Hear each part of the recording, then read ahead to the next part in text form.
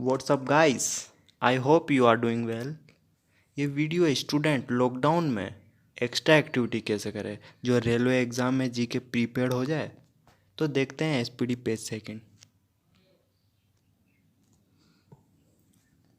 भारत एक परिचय।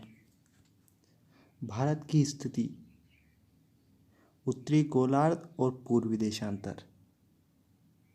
गोलार्ध में देखें तो ये गोलार्ध या पृथ्वी, इसको दो भाग में काटते हैं तो ऊपर का भाग उत्तरी गोलार्ध और नीचे का दक्षिणी गोलार्ध। ठीक है, तो भारत की स्थिति उत्तरी गोलार्ध में है। ठीक है, और इसको वर्टिकली अगर काटते हैं ग्लोब को तो ये हो गया पूर्वी देशांतर और ये हो गया पश्चिम देशांतर। तो भारत की स्थिति कहाँ है? उत्तरी गोलार्ध और पूर्वी देशांतर। इसका मतलब है उत्तरी गोलार्ध और पूर्वी देशांतर। ठीक है, यहाँ है भारत की स्थिति पृथ्वी में गोलार्ध में, यहाँ है। भारत की आकृति, भारत का मैप देखा होगा इस तरीके से, उसकी जो आकृति होती है वो चतुष्कोणीय होती है। ठीक है, भारत का कुल क्षेत्रफल 32,87,263 वर्ग किलोमीटर। 32,87,263 वर्ग किलोमीटर। 32,87,263 वर्ग किलोमीटर। ठीक है, भारत का क्षेत्रफल संपूर्ण विश्व का कितना है? 2.42%। ठीक है, राजधानी क्या है? नई दिल्ली। कब बनाई गई थी? 1912 में। किसके शासनकाल में? लॉर्ड होर्डिंग सेकंड के शासनकाल में। ठीक है, भारत की राजधानी कलकत्ता से दिल्ली स्थानांतरित करने की घोषणा लॉर्ड होर्डिंग सेकंड ने की थी। ठीक है, 1912 में। सर्वाधिक बोले जाने वाली भाषा कौन सी है? हिंदी। ठीक है, सबसे बड़ी जनजाति, भारत की सबसे बड़ी जनजाति कौन सी है? गौंड जनजाति। ठीक है, ये पहाड़ी क्षेत्र में रहते हैं जैसे सतपुड़ा रेंज। ठीक है, ये विश्व की सबसे बड़ी जनजाति समूह में भी आती है। ठीक है, ये कहाँ कहाँ होती है? सतपुड़ा रेंज जैसे कि मध्य प्रदेश, छत्तीसगढ़, झारखंड। ठीक है,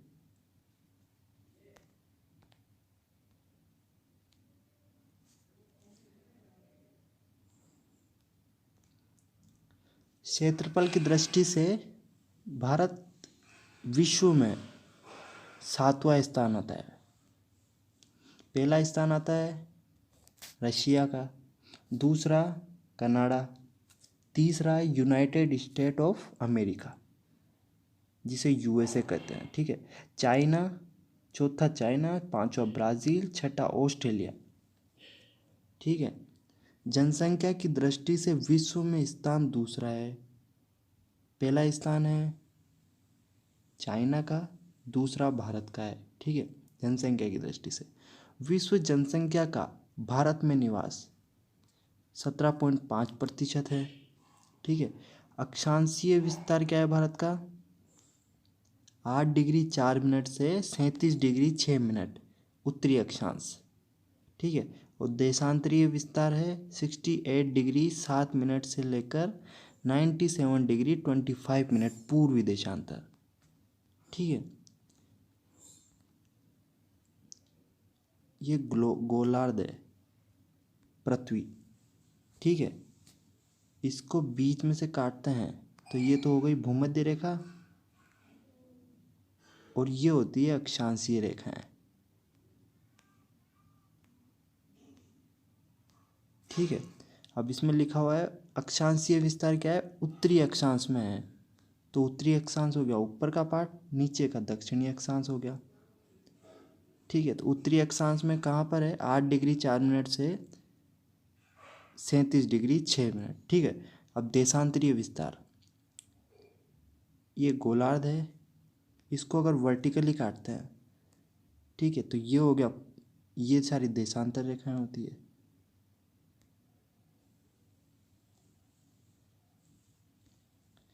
ठीक है, ये वाला पार्ट, इधर का पार्ट तो हो गया पूर्वी देशांतर, और ये हो गया पश्चिमी देशांतर। तो भारत की देशांतरी विस्तार कहाँ है?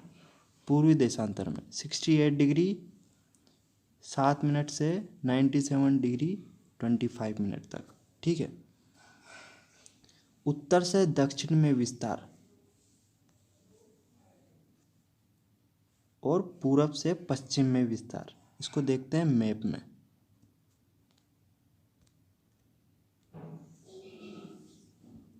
उत्तर से दक्षिण मतलब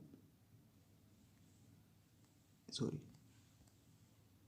ये है, ये तो हो गया उत्तर, ये हो गया दक्षिण, ये हो गया पूरब, ये हो गया पश्चिम। ठीक है, तो ये तो उत्तर पार्ट हो गया। यहाँ से लेकर यहाँ तक की जो दूरी, ये दूरी है 3214 किलोमीटर। ठीक है, और पूर्व से यहाँ तक की दूरी 2933 किलोमीटर। ठीक है, सबसे पूर्वी बिंदु वलांगू है अरुणाचल प्रदेश में। ठीक है, अरुणाचल प्रदेश राज्य में है। ठीक है, सबसे पश्चिमी बिंदु कहाँ है? सरक्रीक गुजरात में। ठीक है, सबसे उत्तरी बिंदु इंद्राकोल जो जम्मू कश्मीर में है। सबसे दक्षिणी बिंदु जो इंदिरा पॉइंट है, इसे पिग्मेलियन पॉइंट भी कहा जाता है, ये निकोबार द्वीप समूह में है जो बंगाल की खाड़ी में अंडमान और निकोबार है। ठीक है, दक्षिणी बिंदु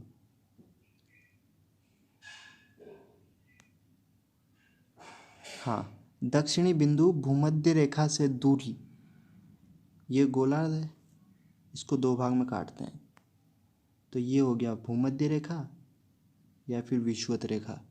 तो भूमध्य रेखा से दूरी दक्षिणी बिंदु तक, भारत में जो दक्षिणी बिंदु है वहाँ तक, तो यहाँ से लेकर दक्षिणी बिंदु। अब दक्षिणी बिंदु कहाँ पर है वो देखा था अपन ने, निकोबार द्वीप समूह में, इंदिरा पॉइंट। तो इंदिरा पॉइंट से लेकर जो विषुवत रेखा है, भूमध्य रेखा, इसके बीच की जो दूरी है वो है 876 किलोमीटर।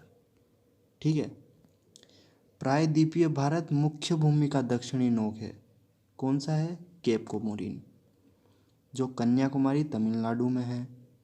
मुख्य भूमि का मतलब है भारत में,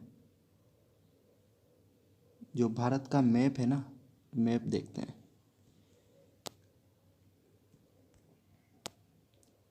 मैप में ज़्यादा अच्छे से समझ में आएगा।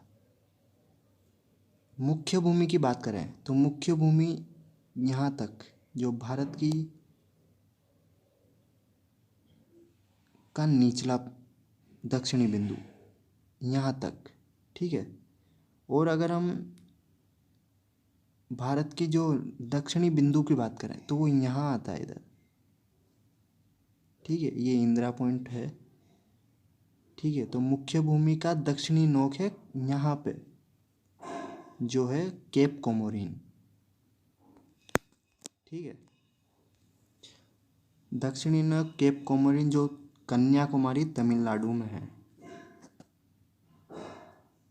ठीक है, अब तमिलनाडु दक्षिणी बिंदु पे है, भारत की जो मुख्य भूमि है उसको देखें तो। ठीक है, द्वीपों की कुल संख्या कितनी है? 247 है।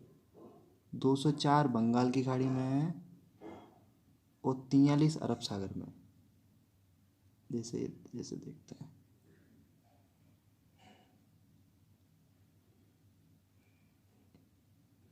ये है बंगाल की खाड़ी और ये है अरब सागर। यहाँ पे है 204 और यहाँ है 43 द्वीप। ठीक है, अब लक्षद्वीप में द्वीपों की कुल संख्या 36 है और स्थल सीमा की कुल लंबाई, स्थल सीमा की कुल लंबाई देखेंगे तो हम 15,200 किलोमीटर है, और तटीय भाग की कुल लंबाई देखेंगे तो ये यहाँ से ये पूरी तटीय भाग, ये बंगाल होते हुए बांग्लादेश तक, ये पूरी तटीय रेखा हो गई, जिसकी कुल लंबाई है 4516.5 किलोमीटर। ठीक है। मुख्य भूमि की तटीय भाग की लंबाई 6100 किलोमीटर। इसमें अगर हम द्वीप की जो तटीय रेखा को छोड़ दें तो मुख्य भूमि की तटीय भाग की लंबाई 6100 किलोमीटर है। और जो तटीय भाग की कुल लंबाई, ये पूरी, अगर ये सारा जो बंगाल की खाड़ी में और अरब सागर में द्वीप है ना, उसकी तटीय रेखा को इंक्लूड करके 7516.5 किलोमीटर है। ठीक है। भारतीय मानक समय 82 डिग्री 82.5 डिग्री पूर्वी देशांतर रेखा इलाहाबाद के मिर्ज़ापुर से गुजरती है। ठीक है। इसको अगर हम देखें, भारत में 82.5 डिग्री पूर्वी देशांतर, जो कि इलाहाबाद के निकट नैनी मिर्ज़ापुर ज़िले से गुजरती है। ठीक है। नैनी यमुना नदी के किनारे पर है। यहीं पर यमुना नदी, ये खास बात है, यहीं पर यमुना नदी गंगा से मिल जाती है। कहाँ पे मिलती है? नैनी में। ठीक है। भारत का मानक जीएमटी से, भारत का जो मानक है वो जीएमटी से, जीएमटी क्या होता है? ग्रीनविच मानक समय। ठीक है। ये तो क्या क्या क्या था वो? भारत का मानक जो जीएमटी से 82 डिग्री पूर्व है, जिसका अर्थ है कि हमारा मानक समय ग्रीनविच के मानक समय से 5.5 घंटे आगे है। मतलब इंग्लैंड में अगर 12 बजी है ना, तो भारत में 5:30 बजेगी। ठीक है। 5.5 घंटे आगे है। गोलार्ध में अगर देखें तो ये गोलार्ध है, ये ग्रीनविच रेखा मानते हैं, जो है 0 डिग्री। ठीक है। और भारत की जो स्थिति है वो 82.5 डिग्री का जो मानक समय है, ये तो हो गया जीएमटी, और ये हो गया भारत का मानक समय। ठीक है। ये है 82.5 डिग्री। तो यहाँ से यहाँ तक की 5.5 घंटे आगे। ठीक है। ये है 82 डिग्री पूर्वी देशांतर रेखा गुजरती है 5 राज्यों से। पहला राज्य तो वो नैनी वाला हो गया, जो यूपी में है, मिर्ज़ापुर ज़िले के पास में। दूसरा हो गया एमपी, तीसरा छत्तीसगढ़, चौथा उड़ीसा, और पांचवा है आंध्र प्रदेश। ठीक है। भारतीय मानक समय ग्रीनविच समय के बीच अंतर कितना है?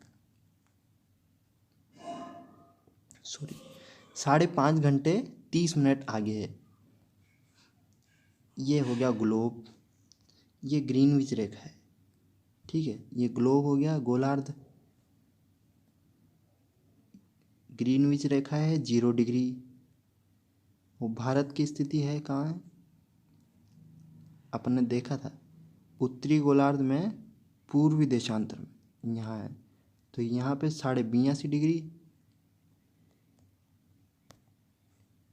तो भारत का जो मानक समय है और ग्रीनविच समय, उसमें बीच में अंतर हो गया 5.5 घंटे 30 मिनट।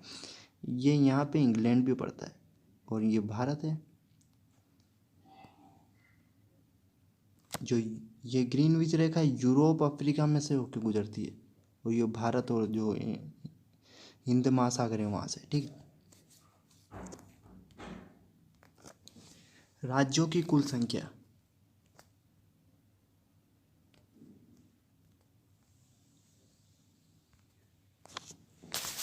राज्यों की कुल संख्या कितनी है? पहले 29 थी, अब 28 है। ठीक है। जम्मू कश्मीर को हटा दिया है। केंद्र शासित राज्यों की कुल संख्या कितनी है? पहले 7 थी, अब 8 है। इसमें कुछ फेरबदल किए हैं। दादर और नागर हवेली और दमन और दीव, इन दोनों को एक ही केंद्र शासित बना दिया। ये दो थी, दादर और नागर हवेली एक और दमन और दीव दूसरी, इन दोनों को एक ही केंद्र शासित प्रदेश बना के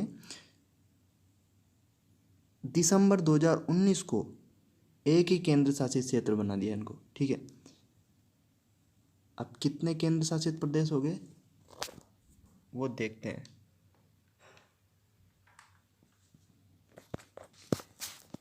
पहला है दिल्ली, पहला दिल्ली, दूसरा पुदुचेरी, तीसरा चंडीगढ़, चौथा है नागर और दादर और नागर और हवेली और दादर और नागर हवेली और दमन और दीव। ठीक है, इन दोनों को एक कर दिया है दिसंबर में 2019 में। दादर और नागर, दमन और दीव। पांचवा है लक्षद्वीप, छठा अंडमान और निकोबार द्वीप, सातवां है जम्मू एंड कश्मीर और आठवां है लद्दाख। ठीक है,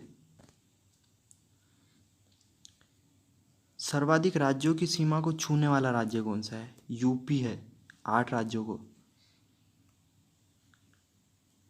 ठीक है, ये देखते हैं, जैसे कि मैप में देखते हैं इसको। ये यूपी है, ये यूपी हो गया। अब 8 राज्य कौन कौन से हैं? ऊपर का पार्ट तो उत्तराखंड, ये हिमाचल प्रदेश का थोड़ा सा पार्ट होता है। ठीक है, उत्तराखंड हो गया, राजस्थान हो गया, एमपी हो गया, इधर से बिहार 1 2 3 4 5, इधर से ये झारखंड हो गया 6, छत्तीसगढ़ हो गया 7 और एक इधर से ये हरियाणा हो गया इधर 8। ठीक है, कौन कौन सा? उत्तराखंड, हिमाचल प्रदेश, हरियाणा, गुजरात, एमपी, छत्तीसगढ़,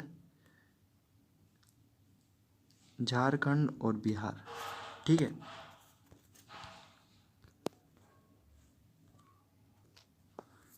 समुद्र तट से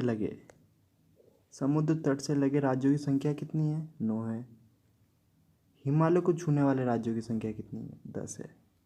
ठीक है, हम इन दोनों को देख लेते हैं नक्शे में।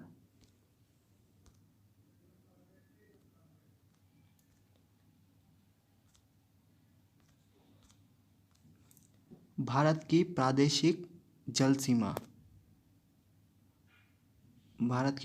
जल सीमा जो है 12 समुद्री मील। ठीक है, और 1 समुद्री मील बराबर होता है 1.852 किलोमीटर। इसका मतलब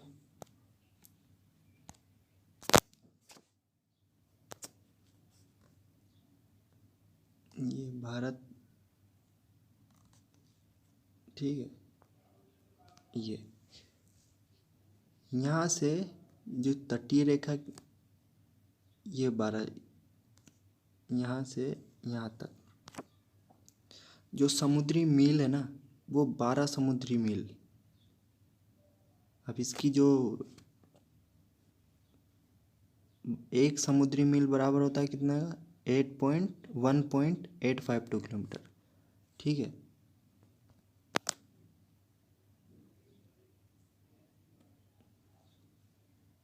यहाँ पे 3 सीमाएं होती है इधर। अगर हम पहली सीमा बोलते हैं तो ये समुद्री मील जो 12 तक, नॉटिकल मील बोलते हैं जिसे, 12 नॉटिकल मील। दूसरी होती है कंटिग्यूअस लाइन। तीसरी होती है एक्सक्लूसिव इकोनॉमिक लाइन, जिसके इस लाइन के बाद सब राष्ट्रों का समान अधिकार होता है, जैसे कि मछली पकड़ना या फिर कोई भी जो खाद्य सामग्री या फिर नीचे से, सॉरी,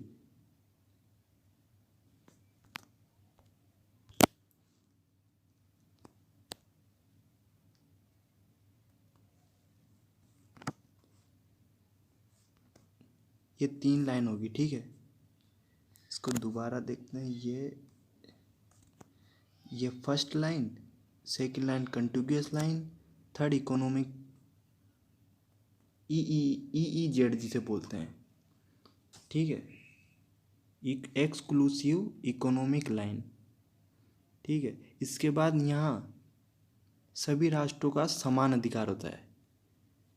इसका मतलब है जो भी सीमा शुल्क लगाता है ना, जो भी देश के जो एक्सक्लूसिव इकोनॉमिक लाइन तक,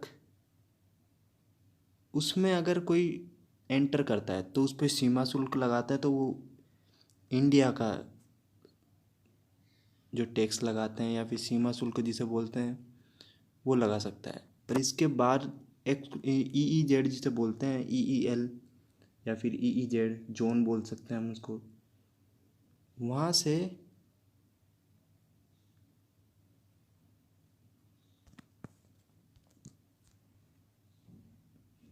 इसमें 2 देश है।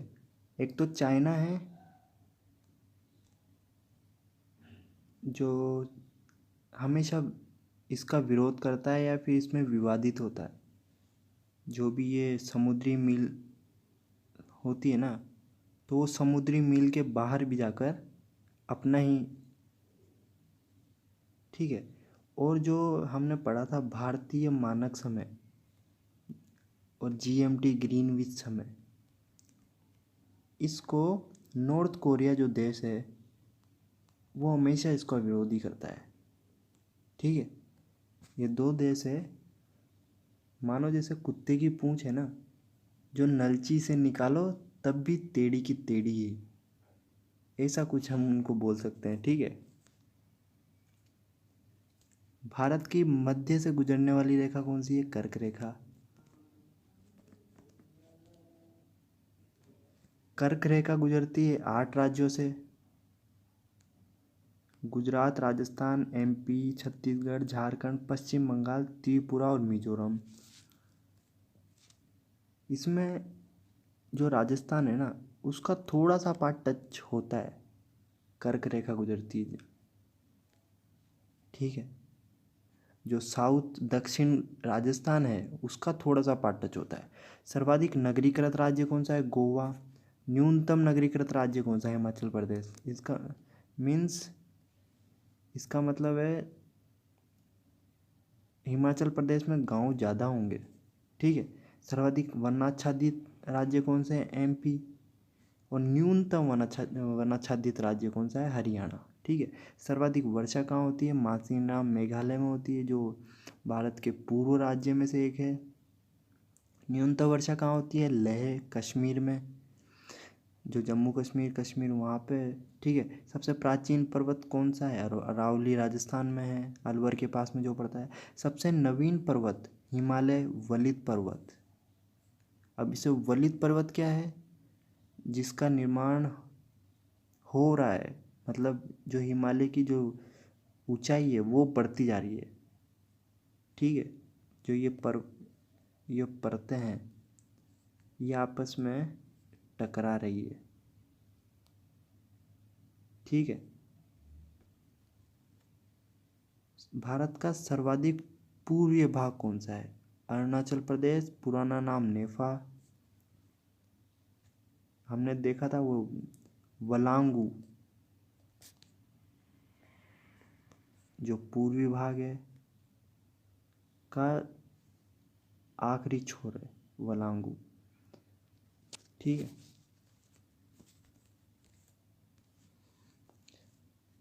अब देखते हैं जनगणना 2011।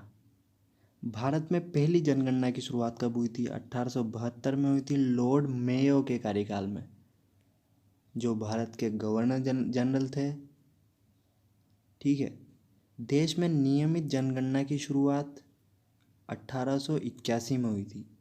किसके शासनकाल में? लॉर्ड रिपन के कार्यकाल में, जो भी भारत के गवर्नर जनरल थे 1880 से 1884। ठीक है।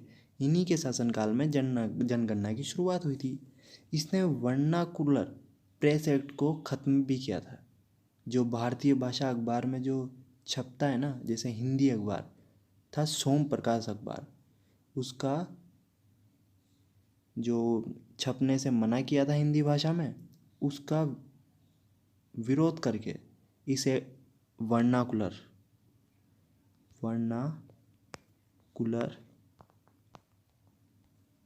प्रेस एक्ट, इसका विरोध करके इसे ख़त्म किया था। ये एक लिटन, जो इससे पहले गवर्नर जनरल थे भारत के, लॉर्ड लिटन, जो लॉर्ड लिटन थे, इनसे विपरीत थे बिल्कुल लॉर्ड रिपन। ठीक है। स्वतंत्र भारत की पहली जनगणना 1951 में हुई थी।